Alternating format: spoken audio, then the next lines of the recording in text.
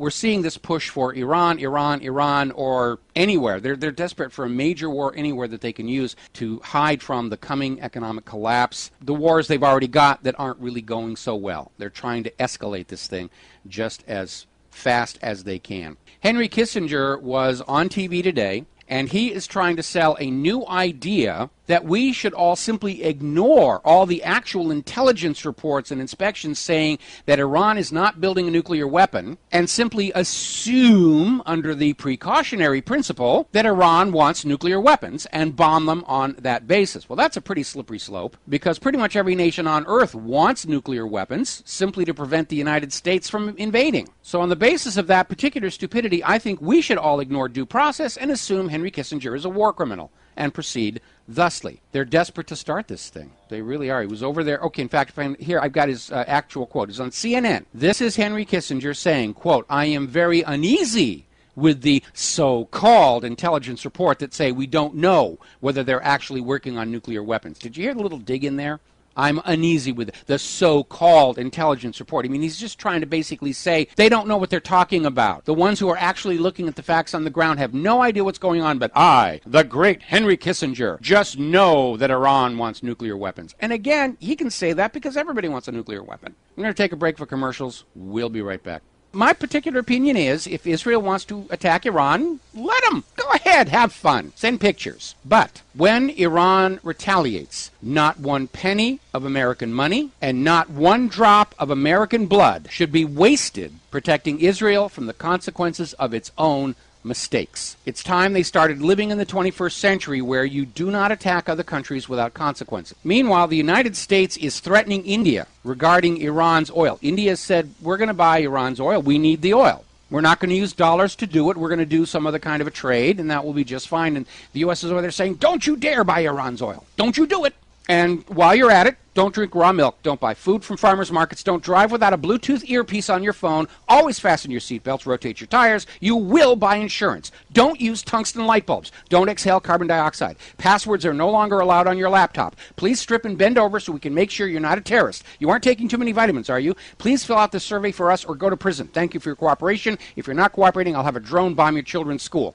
I think the rest of the world is kind of getting sick of all the things the United States government runs around saying, don't do this. We don't like it. And I think the rest of the world is getting ready to stand up and tell the U.S., we don't care what you don't like anymore. You're throwing your nuclear weight around. For all we know, those missile silos are full of old rainwater. Just a big pile of corrosion down there. We don't even know that we know that Bush started building new nuclear weapons. Maybe all the old nuclear weapons just rotted away. They were all built by the lowest bidder. And aloha, America. Welcome back to the show. And we're seeing some very alarming stories coming in here. There are a couple of very alarming stories. And one of them is that SWIFT, which is this clearinghouse for global banking transactions, is going to unplug Iran as of this Saturday, day after tomorrow. This global banking transactions clearing center is going to unplug Iran, meaning money, at least the money as it is defined by the Western banking systems,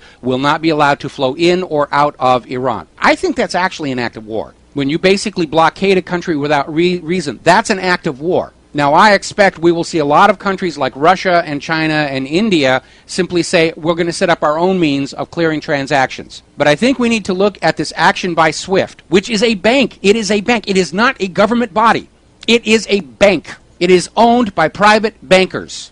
And I think this action shows that the goal of this global banking cartel is complete fascist dictatorship and hegemonic domination of the entire world. And if they're cutting off Iran from the global banking system as of this coming Saturday, together with the story about the Israeli warships going down the Suez Canal and the FBI going, terrorist, terrorist, the terrorists are coming to get you, it looks to me like the war with Iran is definitely on in the immediate future. And I think I know why the rush is on. Interesting little story coming out of Europe. Another one of these clearing institutions is called CME Clearing Europe. And it is a clearing organization for, among other things, derivatives, credit default swaps. When you're doing these various kinds of financial transactions, there has to be an escrow-like organization that will hold all the paper, and after business is done, hand out who gets what. Now, CME Clearing Europe has on its own recognizance, its own will, vacated their registration as a derivatives clearing organization ahead of the Greek credit default swaps payouts that are expected to kick in here next week. Like all these financial executives that are basically bailing on, they're resigning, they're quitting. Now we have a derivatives clearinghouse basically saying, we're out of the business. We want no part of this. They don't want to be involved in this whole commodity futures trading issue. And that's a very, very scary sign. I think we're looking at a major economic crash coming before the end of the month. And the United States and all these other countries who are slaves to these private central bankers, they're going to invade Iran and get a really spectacular war going so that you're not thinking about the economy, or at least they've got something to blame it on. Yes, you're all starving, but there's a war on. Yes, you've lost your home and everything you've ever worked for to the bankers, but there's a war on. If you insist on a decent standard of living and fair pay and everything, those terrorists are going to win. If you're a loyal American, you will work as hard as you can and give all your money to the bankers because that is what makes America great, or whatever it is they're going to say. But it looks to me like events are really starting to cascade forward. When you see all these bankers quitting these very high-paying jobs, and when you see these clearing houses that are supposed to be integral to the credit default swap starting to back off and say, we're going to go into another line of work, that tells you that the fertilizer is about to hit the ventilation system on warp drive. And that's the reason for the rush to war. They couldn't find a way to stop Europe from collapsing, so now they're just going to blow up the Middle East as a cover story. Yes, Europe's in trouble. Now for the war zone. Corporate media will be over there saying, oh, evil Iranians, it's all their fault. No, it isn't. It's the fault of the private central bankers. And they don't care how much money they have to spend, as long as it comes from other people, or how many of other people's children have to die to maintain their power over the planet. That's what it is. It is a global fascist dictatorship. And with this stunt of unplugging Iran from SWIFT, they have really shown what their true moral code, which I use the term loosely, actually is. It's getting really kind of ugly out there. Aloha, Peter. Welcome back to the show. Long time no hear from. What's on your mind? Well, Michael, you were talking about SWIFT and yes, cutting off the Iranian flow of money and it being a private bank. And I just want to go back and reiterate my point that this is like my unified field theory here, that these banks, they're basically all Zionist controlled. And here we have a bank acting on its own, a private bank, in concert with the aims of Israeli foreign policy, and backed up by the Federal Reserve under Bernanke and Goldman Sachs under Blankfein and blah blah blah blah blah blah blah. Mm-hmm. And they're where they're separate, they also overlap. And here we have the banks, just as you say, wanting to wanting a piece of everything and asserting control. Well, yeah, let's back up a little bit here, because the way you exert control over a population is you find something or you make something that the people all must become dependent on, and you enforce that dependency. Now, back when the United States was started and the government was issuing the currency, and it went back and forth between the government and the people, banks were off to one side, and you could voluntarily choose not to involve your life with a bank. It was optional. If you wanted to deposit your money, you could, or you didn't have to. If you wanted to borrow from the bank, you could, but if you didn't want to, you didn't have to. It was optional. It was off to one side. And because people were not dependent on the banks did not have a lot of power. That changed with the creation of the first Bank of the United States, which started issuing the public currency, and continued with the Federal Reserve. And once you have a private bank issuing the public currency as a loan at interest, all the currency in circulation is a proceed of a loan from the private bank. And from that point on, you've lost your freedom to refuse to do business with the bank. You are enforced to be dependent on loans from the bank just for that money in your pocket. Because, yeah, you go to work and you're paid that money, but your employer had to borrow that money. Somebody somewhere borrowed from the central bank to put that money in circulation. And the nature of the system is it creates more debt than money, which is why once you're in such a system, you're trapped. You can never pay it off. And that's what's going on here. And now we're seeing all these private banks are all linked together, and they've all plunged every nation that has them deeply into debt, and now they're trying to force their style of banking on the rest of the world at the point of a bayonet. And we're seeing with this swift move what will be the result if we allow our world to be controlled by private bankers. They will shut off your banking and your money supply with the flick of a switch if you don't do what you're told. And remember, what we're talking about here is coercing Iran to surrender the rights under the Nuclear Non-Proliferation Treaty that Iran and the United States have already agreed to. And then Israel says, no, we don't like that. We don't want Iran to have nuclear power stations, and we don't want Iran to have medical isotopes because we've got the monopoly on that market.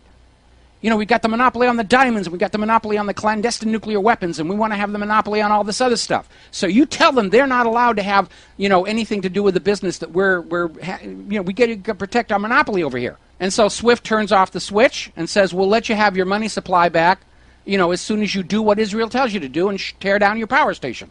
That's really what it's like. It's like shutting off your water supply until you pay the bill, or you know, if you're in the hospital on an oxygen mask and they turn off the oxygen valve and say, sorry, your insurance money ran out. That's the kind of mentality we're looking at here. We're talking about rights that Iran was recognized to have by the United States of America, and now they're reneging on the deal. Why? Because that's what Israel wants. And now they're going to use the banking system to enforce their will. And if they're doing it to Iran, sooner or later they'll do it to every country on earth to prove they are now in control. And what the smart nations need to do is start basically saying, okay, we're fine with cutting off from the international bankers, the way Iceland did, and say, we can take care of ourselves. We're closing the borders financially. Go away.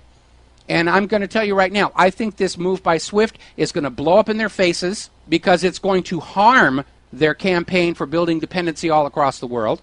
But again, it's another semaphore that the war is definitely on. But Michael, don't you see a congruency in Israel's foreign policy and the bank's actions? Oh, there's no question there's a huge amount of overlap. But you know something? That kind of behavior, that sociopathic behavior, knows no one religion, knows no one race of people. Throughout history, we've seen all kinds of people become money junkies and power freaks. Alexander the Great wasn't a Zionist, and yet he did basically the same thing. I want to conquer the world so that we'll have a global government with me at the top. Same thing with Napoleon. Same thing with the Roman Caesars, speaking of the anniversary of Julius Caesar's assassination. At the moment, it happens to be Israel and a particular subgroup of people, but it's not confined to them. History tells us anybody, any nation, can be a money junkie. Any individual can become this sociopathic, power-mad megalomaniac and get away with it. So we need to be on guard not against a particular group of people or a particular religion. We need to be on guard against the money junkies. They are the common enemy of all humanity. And they show up in the latest fashions. They show up in any color of skin, any gender, any bias, any philosophy, any religion. They are everywhere. They represent about 2% of the human population, or 10% of Wall Street, according to the latest studies. They are the enemy of mankind, and we need to recognize it. All right, thanks an awful lot, Peter. We're going to let you go here.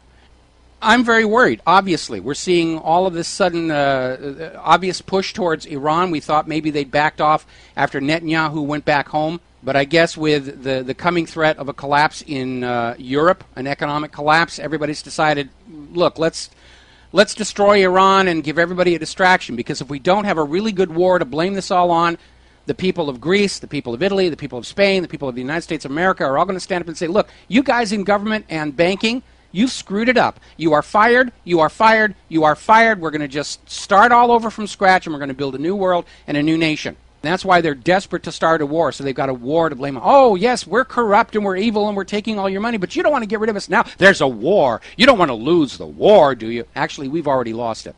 We never should have gotten into it. We're going to lose this one. When the war in Iran is started and Russia and China come in on the other side, the United States of America lacks the 3 M's. Money, men, manufacturing. And they're committing exactly the same strategic mistake that Hitler did in relying on their high-tech wonder weaponry to win the war when they start running out of money, men, and materials. This idea that people are going to go along with the war because if they win, all will be forgiven, it's not going to happen. Not going to happen at all. The odds are against us. The logistics are against us. The United States has had a wonderful track record of winning most of their wars. They haven't won them all. And there's no guarantee we're going to win this one. And the part that really ought to concern us all is that after our government gets suckered into an attack on Iran, which will lead to war with Russia and China, all for little tiny Israel's sake, they're going to reach a point where they understand they cannot win the war conventionally. And between that point of recognition they cannot win the war conventionally and final ultimate surrender, they're going to start turning those little brass keys that lead to those missiles inside the tubes. And that's when it's going to get really interesting. And you need to understand something. From Israel's point of view, they would love it if Russia and the United States and China annihilated each other in an all-out thermonuclear war, because that would leave Israel with their nuclear weapons basically ruling the planet from then on. I don't want to see my country blown up just to make Israel happy. I think it's kind of a poor use of the resources.